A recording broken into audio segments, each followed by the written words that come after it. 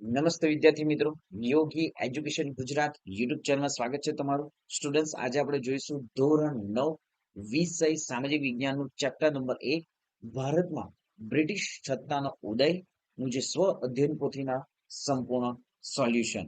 વિભાગ એ, નીચે આપેલા પ્રશ્નોના વાંગ્યા મુજબ જવાબ આપો. યોગ્ય જોડકા જોડો અને બો. કેપ ઓફ ગુડ હોફ, તો સાચો ઉત્તર શું થશે અહીં?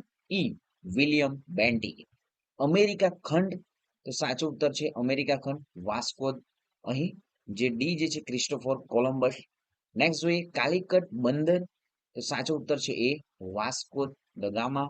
નેક્સ્ટ સહાયકારી યોજના બનાવનાર, તો સાચો ઉત્તર છે સી, લોર્ડ વેલેસ્લી. ઉદાર ગવર્નર જનરલ, તો સાચો ઉત્તર છે એફ, વિલિયમ બેન્ટી.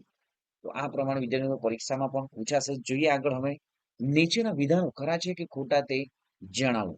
પોર્ટુગીઝ નાવિક વાસ્કો દ ગામાએ ભારત આવવાનો જળમાર્ગની શોધ કરી, તો આ વિધાન સાચું છે.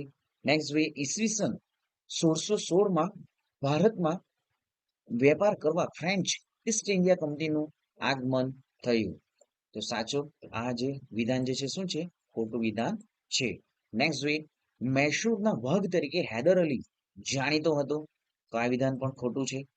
ચાર્લ્સ વુડની ભલામણથી મુંબઈ, મદ્રાસ એટલે કે ચેન્નઈ, કોલકાતામાં યુનિવર્સિટીની સ્થાપના થઈ, તો આ વિધાન સાચું છે. વિલિયમ બેન્ટીએ કંપનીનો રાજ્ય વિસ્તાર વધારવા જીત જપ્તી અને ખાલસા નીતિ અપનાવી, તો આ વિધાન ખોટું છે. તો વિદ્યાર્થી મિત્રો, આપણે યુટ્યુબ ચેનલ પર ગણિત, વિજ્ઞાન, સામાજિક વિજ્ઞાનના તમામ જે સ્વ અધ્યયન પોથીના વિડીયોનું સોલ્યુશન મૂકવામાં આવશે. તો ખાસ ચેનલને સૌપ્રથમ સબસ્ક્રાઇબ કરી દો, વિડીયોને લાઇક પણ કરી દો. ગણિતના સંપૂર્ણ જે છે સ્વ અધ્યયન પોથીનું સોલ્યુશન મૂકી દેવામાં આવ્યું છે. અને ખાસ વિદ્યાર્થી મિત્રો, ધોરણ 9 માટે શિષ્યવૃત્તિની પરીક્ષા જે આવે છે ટીએસટી અને એસએસ જે ઈની પરીક્ષા જે છે એમની તૈયારી પણ આપણી યુટ્યુબ ચેનલ પર કરાવવામાં આવે છે. તો ખાસ ચેનલને સબસ્ક્રાઇબ કરી દો, વિડીયોને લાઇક કરી દો. જોઈએ આગળ હવે યોગ્ય વિકલ્પો પસંદ કરી ખાલી જગ્યા પૂરો. બ્રિટિશ ઈસ્ટ ઇન્ડિયા કંપનીને મુગલ બાદશાહ જહાંગીર તરફથી વેપાર કરવાનો પરવાનો મળતા સુરતમાં બ્રિટિશ ઈસ્ટ ઇન્ડિયા કંપનીની પ્રથમ કોઠી મળી.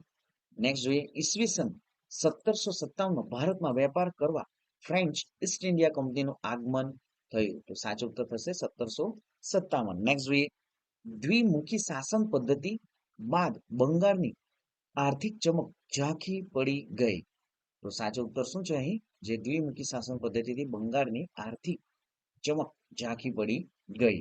ભારતનો ખેડૂત કંપનીની અન્યાયી મહેસૂલી નીતિની પાયમલ અને દેવાદાર બન્યો, તો જે સાચો ઉત્તર શું છે અહીં? ભારતનો ખેડૂત કંપનીની અન્યાયી મહેસૂલી નીતિથી પાયમલ અને દેવાદાર બન્યો. જોઈએ આગળ નેક્સ્ટ ઈસવીસન 1853 ભારતમાં સૌપ્રથમ રેલવે જે છે મુંબઈ અને થાણા વચ્ચે શરૂ થયું, તો ખાસ વિદ્યાર્થી મિત્રો આ પ્રશ્ન વારંવાર પૂછાય છે. 1853 ભારતમાં સૌપ્રથમ રેલવે જે છે મુંબઈ થાણા વચ્ચે શરૂ થયો. નેક્સ્ટ નીચે આપેલ પ્રશ્નના વિકલ્પોમાંથી યોગ્ય વિકલ્પો પસંદ કરો. ભારતમાં આવેલ યુરોપિયન પ્રજાના આગમન સમયકાળને સમયરેખામાં ગોઠવતા કયો ક્રમ સાચો છે? તો સાચો ઉત્તર શું છે? Portuguese, Dutch, Danish, French. તો આ પ્રમાણે જે ભારતમાં આવેલ યુરોપિયન પ્રજાના આગમન સમયકાળનો સમયરેખામાં ગોઠવતા જે ક્રમ બી ઉત્તર સાચો છે. સૌપ્રથમ પોર્ટુગીઝ, પછી ડચ આવ્યા, ડેનિશ આવ્યા અને અંતે ફ્રેન્ચો આવ્યા. જોઈએ આગળ નીચેનામાંથી કયું વિધાન ખોટું છે? તો ઈસવીસન 1717 પ્લાસીનું યુદ્ધ થયું, સાચું વિધાન છે. પ્લાસીના યુદ્ધથી કંપનીનો બંગાળના 24 પરગણાની જાગીર મળી, તો આ વિધાન પણ સાચું છે. પ્લાસીના યુદ્ધથી કંપનીને બંગાળ, બિહાર, ઓડિશાના જે દીવાની સત્તા મળી, આ વિધાન ખોટું છે. તો સી વિકલ્પ જે છે સાચું છે. જોઈએ આગળ ડી જે સાચું વિધાન છે. બંગાળના નવાબ સિરાજ ઉદ્દૌલાએ પ્લાસીના યુદ્ધમાં ભાગ લીધો હતો. જોઈએ આગળ થર્ડ ઈસવીસન 1773 નિયામક ધારા પ્રમાણે ભારતનો ગવર્નર જનરલ કોને બનાવ્યો હતો? તો 1773 નિયામક ધારા પ્રમાણે ભારતનો જે પ્રથમ જનરલ જે ગવર્નર જે છે તો સાચો ઉત્તર છે સી વોરન હેસ્ટિંગ.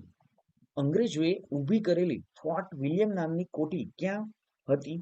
તો સાચો ઉત્તર છે બી કોલકાતા. રાજા અપુત્ર અવસાન પામતા રાજ્ય ખાલસા તથા કયા રાજ્યનો સમાવેશ થતો નથી? તો સાચો ઉત્તર છે અહીં કર્ણાટક. તો આ રાજ્યનું રાજા અપુત્ર અવસાન પામતા રાજ્ય ખાલસા તથા કયા રાજ્યનો સમાવેશ થતો નથી? તો કર્ણાટક રાજ્યનો સમાવેશ થયો નથી. જ્યારે નાગપુર, ઝાંસી, ઉદયપુર જે છે એમાં જે રાજાનો પુત્ર અવસાન પામતા ખાલસાનો અમલ થયો હતો. એ નાગપુર, ઝાંસીમાં અમલ થયો હતો. જ્યારે કર્ણાટક રાજ્યનો સમાવેશ થતો નથી. જોઈએ આગળ, મને ઓળખો. અંગ્રેજોએ ત્રીજો મૈસૂર વિગ્રહ મારી સાથે કર્યો હતો. સાચો ઉત્તર શું છે? ટીપુ સુલતાન. મેં કોલકાતાની કિલ્લેબંધી તોડી પાડી હતી. તો સાચો ઉત્તર છે સિરાજ ઉદ્દૌલાએ. હું ભારતનો પ્રથમ ગવર્નર જનરલ હતો. તો સાચો ઉત્તર છે વોરન હેસ્ટિંગ્સ. મને મૈસૂરના વાઘ તરીકે ઓળખવામાં આવે છે. તો સાચો ઉત્તર છે ટીપુ સુલતાન. મારા પ્રયત્નોથી ભારતમાં અંગ્રેજી શિક્ષણ આપવાનો પ્રારંભ થયો. તો સાચો ઉત્તર છે ડેલહાઉસી. તો વિદ્યાર્થી મિત્રો, ખાસ ચેનલને હજી સુધી તમે સબસ્ક્રાઇબ નથી કરી, ચેનલને સબસ્ક્રાઇબ કરી દો, વિડીયોને લાઈક પણ કરી દો, તમારા મિત્રોને પણ વિડીયોની લિંકને શેર કરી દો.